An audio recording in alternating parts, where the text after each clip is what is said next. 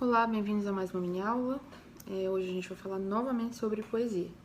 Eu estou planejando uma aulinha de interpretação de prosa também, provavelmente interpretação de conto, mas hoje eu quero falar um pouquinho mais de poesia, um pouquinho mais de linguagem figurada, e a partir de dois poemas de um grande poeta brasileiro, que é bastante conhecido, mas não tanto pelo seu trabalho como poeta, mas principalmente por ocupar um lugar de destaque na nossa MPB, como músico, né, que é o Vinícius de Moraes. Pouca gente sabe que o Vinícius é também um enorme poeta da nossa literatura. E não porque as suas letras de canção sejam poéticas e possam ser consideradas poemas. Mais ou menos um debate que existe ali em torno do Chico Buarque, que tem letras de canção que são bastante interessantes, então é poema, não é poema. O Vinícius, pode-se até pensar isso aí também quanto às letras de canção dele, é poema, não é poema, mas a parte disso, ele tem uma obra poética mesmo. Poemas escritos para ser lidos, não necessariamente para ser acompanhados por qualquer melodia e tudo isso. Então hoje o que a gente vai ler aqui são dois sonetos bastante famosos dele, o soneto da fidelidade e o soneto da separação. Apesar dessa complementaridade dos títulos, eles não formam uma dupla de poemas, eles podem e foram feitos para ser lidos separadamente, mas eu acho que é legal a gente dar uma olhada nos dois ao mesmo tempo, um joga a luz sobre o outro, então optei por lê-los ao mesmo tempo. Só que antes da gente entrar na leitura propriamente dos poemas, é preciso localizá-los dentro da tradição em que eles se inserem. E são poemas, popularmente a gente diria que são poemas de amor, ou poemas de lírica, trata-se de poesia lírica amorosa. E o que é, em primeiro lugar, o que é poesia lírica? Bom, poesia lírica é aquela que nasce das impressões de um eu, ou seja, uma poesia mais subjetiva. Um poema lírico, ele vai sempre ter ali a voz de um eu, que pode ser um eu confessional, que coincide com o do próprio autor, ou pode ser o famoso eu lírico, que vai ser um eu, vai ser uma voz ali que vai expressar certa experiência, certo sentimento, certa vivência, o que quer que seja, mas não precisa coincidir com o eu do autor. No entanto, é uma poesia de conteúdo mais subjetivo. Lá na sua origem, a poesia lírica ela nasceu para ser cantada, para ser acompanhada desse instrumento musical chamado lira, lá na Grécia.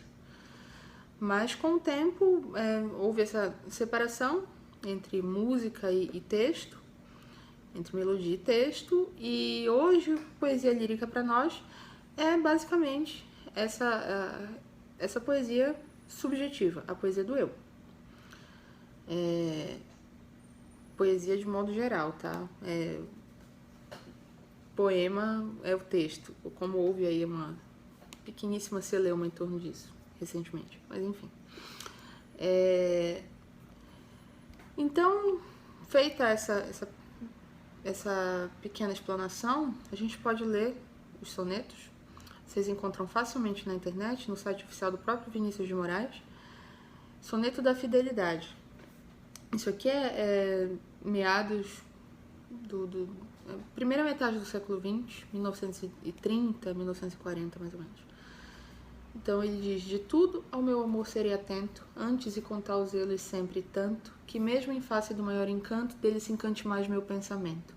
Quero vivê-lo em cada vão momento, e em louvor hei de espalhar meu canto, e rir meu riso e derramar meu pranto, ao seu pesar, ao seu contentamento.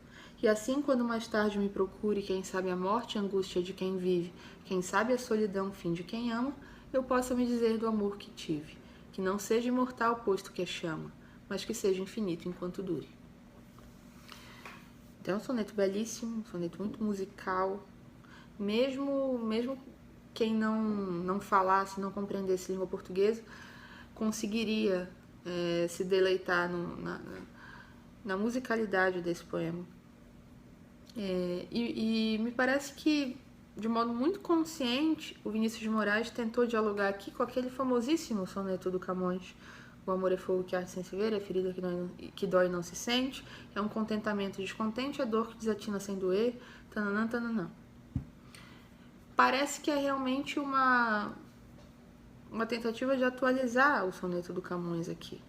Dar uma versão moderna daquele amor camoniano que é um amor que existe dentro de uma cosmovisão cristã, transcendente. Aqui no Vinícius de Moraes, a gente tem uma expressão de um amor intenso, um amor que se coloca como doação, como entrega, porém dentro de uma cosmovisão totalmente fechada para a noção de transcendência. Então, é um amor que é pleno dentro de certos limites, dentro do limite do tempo. O amor é uma chama, sim, queima, sim, mas ele vai eventualmente se apagar, é uma chama que se apaga. Lá no Camões a gente não tem essa possibilidade vislumbrada dentro do poema. No Camões o amor é essa grande, digamos assim, torrente de contrários, de sentimentos às vezes contraditórios. É uma realidade que confunde, é uma realidade que eventualmente até mata, porque existe a menção à morte lá no poema do Camões. Querer estar preso por vontade, servir a quem vence o vencedor, é ter com quem nos mata a lealdade. Aqui no poema do Vinícius aquela noção do amor imenso, do amor pleno, do amor intenso, mas quem morre no fim das contas é o próprio amor, não é o poeta não. Então eu não vou analisar tanto a questão da linguagem nesse soneto, isso a gente vai fazer no próximo. Aqui é mais uma questão de pensar essa coisa da cosmovisão mesmo. Aqui ele está dialogando com a tradição da lírica amorosa. Aqui a gente lê e o Camões vem à nossa memória. O Camões também aparece aqui nos nossos ouvidos quando a gente lê o soneto do Vinícius, mas já é um outro tipo de amor. É um amor que vai acabar, é um amor que não tem nenhum compromisso para além da sua duração temporal, que pode ser longa, pode ser curta, tanto faz, seja infinito enquanto dure.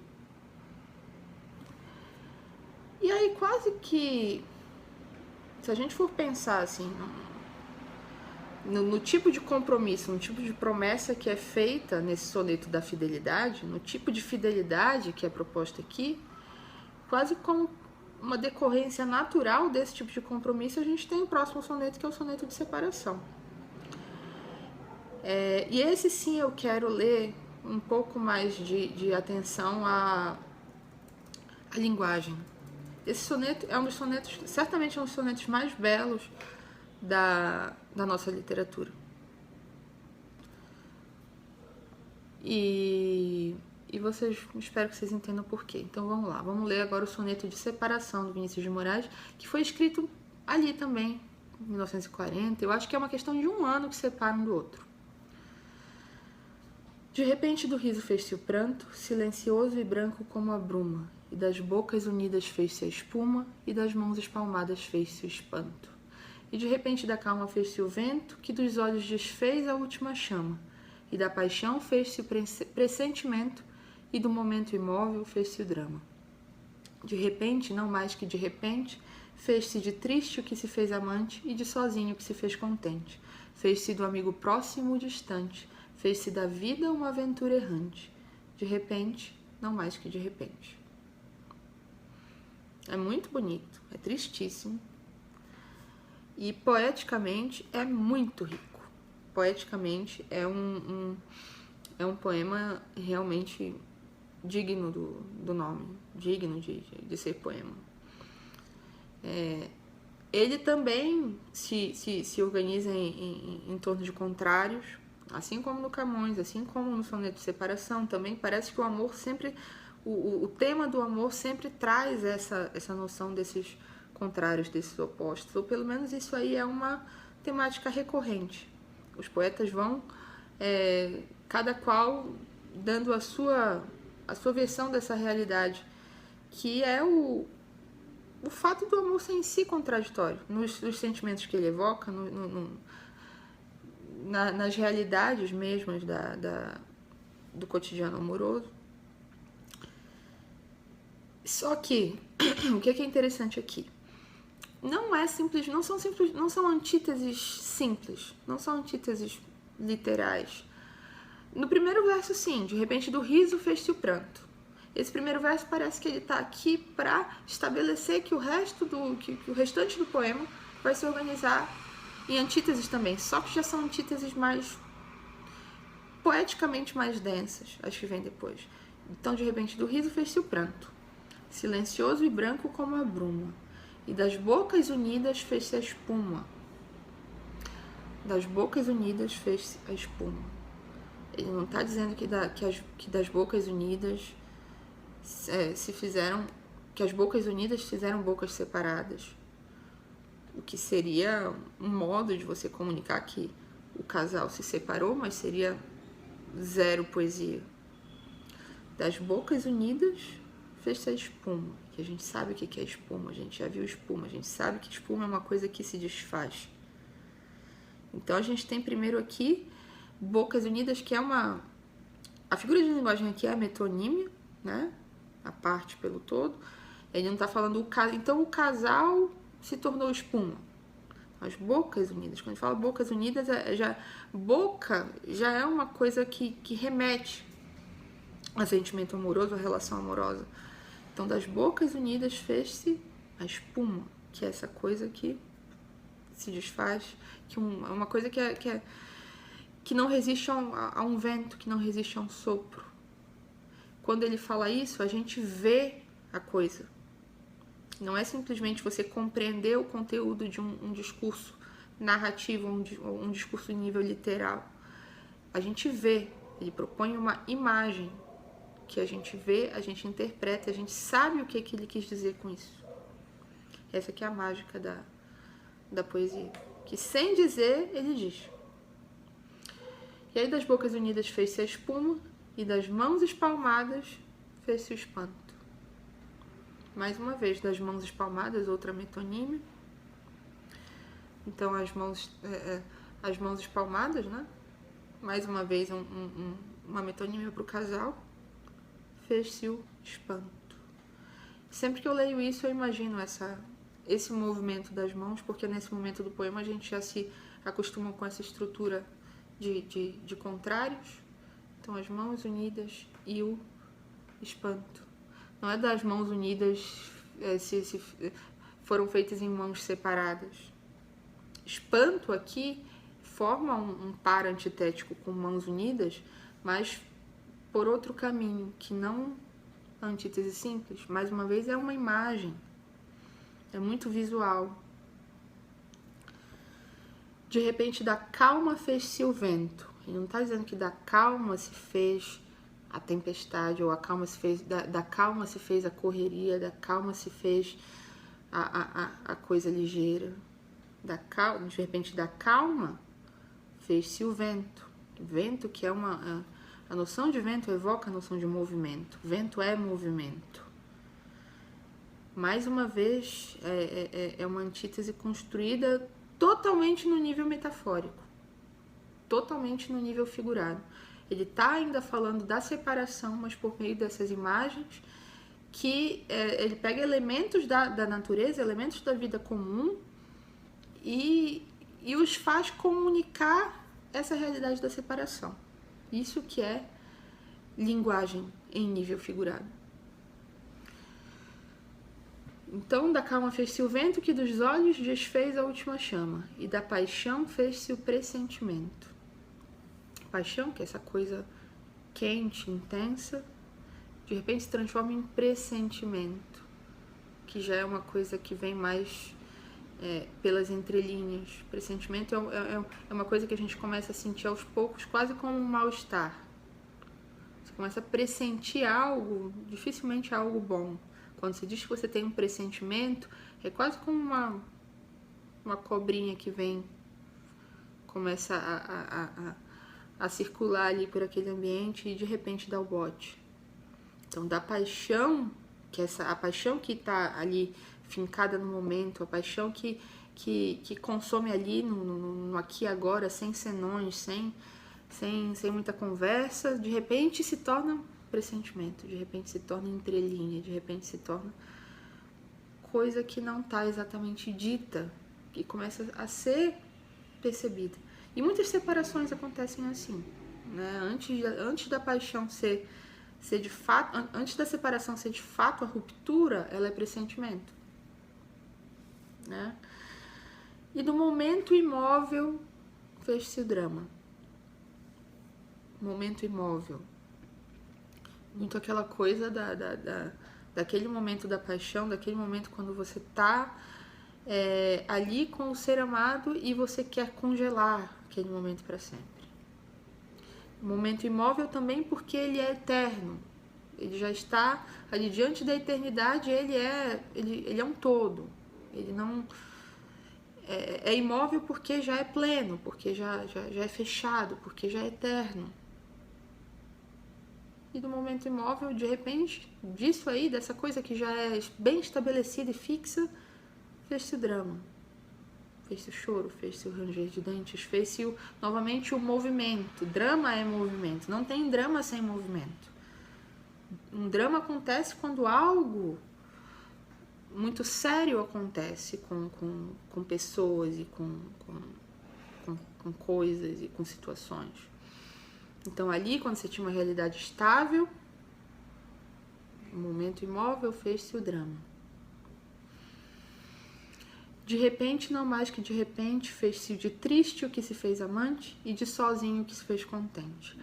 Aqui já é num nível um pouco menos metafórico, mas o interessante é que ele faz a oposição cruzada. Triste, amante, sozinho, contente. Então, triste, contente, sozinho, amante.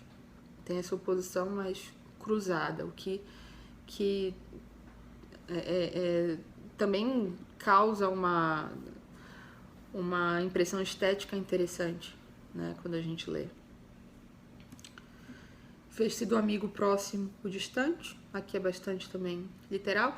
Percebam a diferença entre um verso que está ali, naquele cume da figuratividade, e um que está um pouco mais aqui no plano terreno.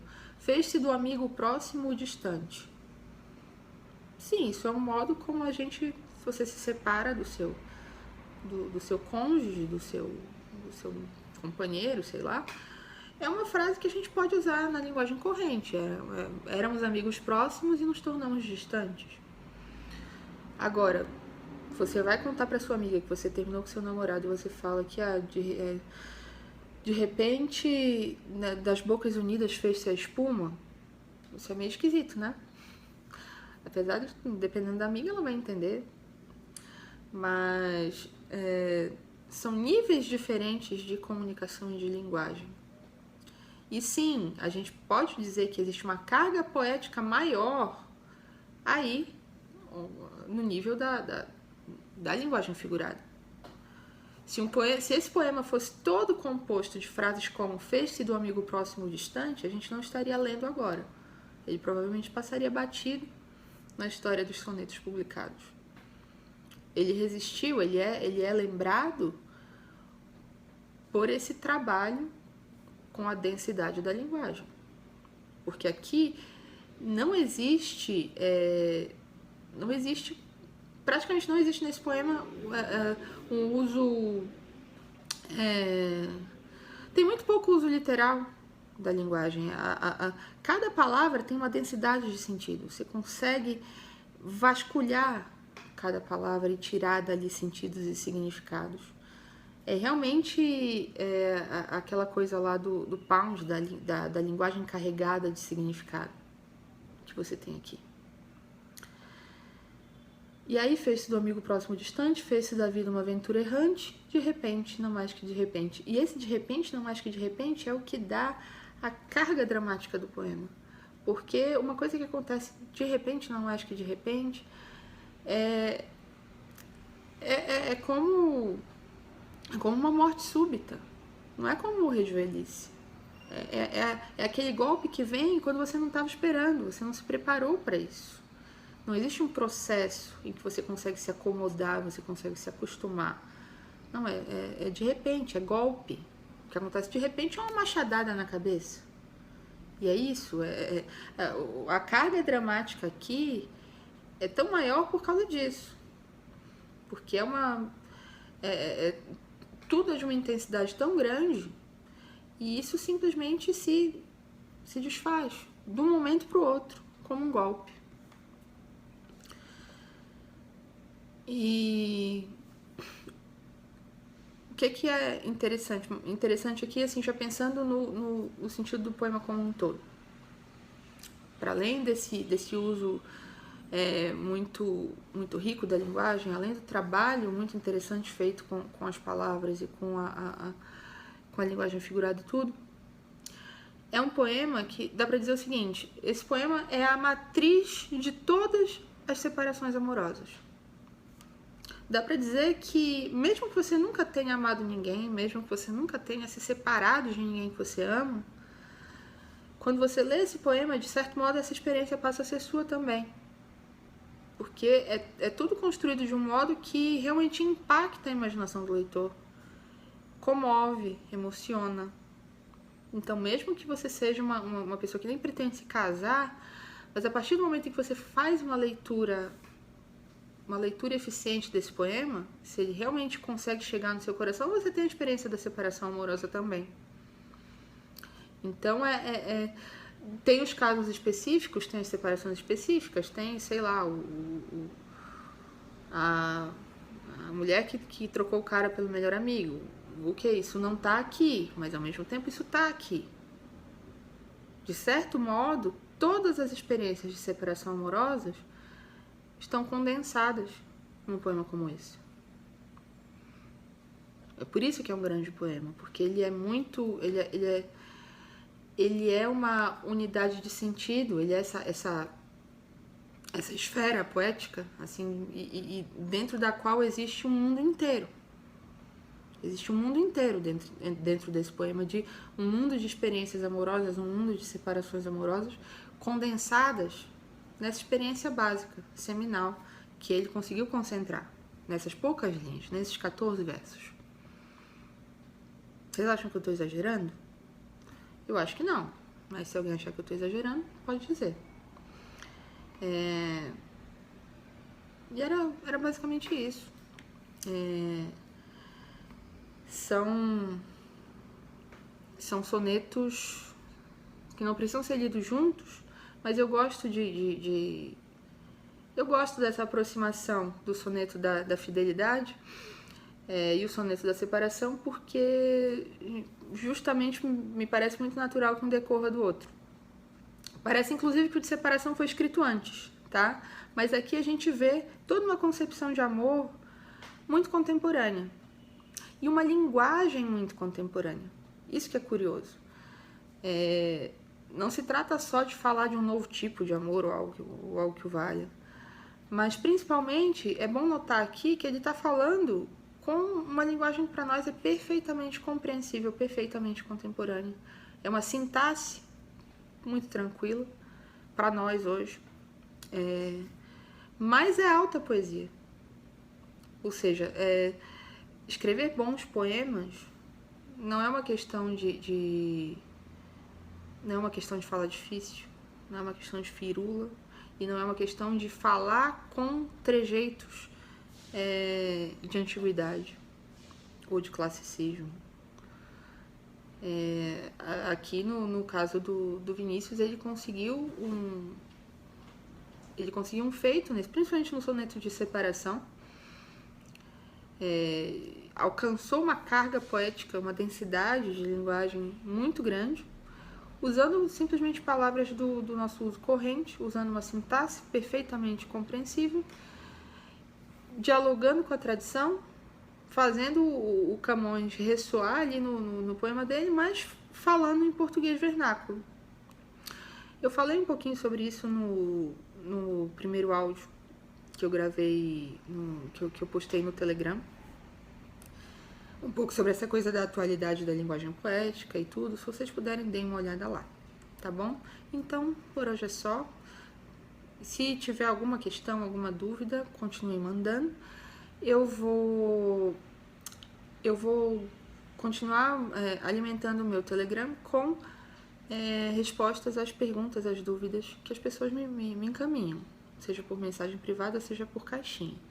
Então, qualquer dúvida, qualquer discordância em relação ao que eu falei aqui, vocês podem me falar e a gente segue conversando, tá bom?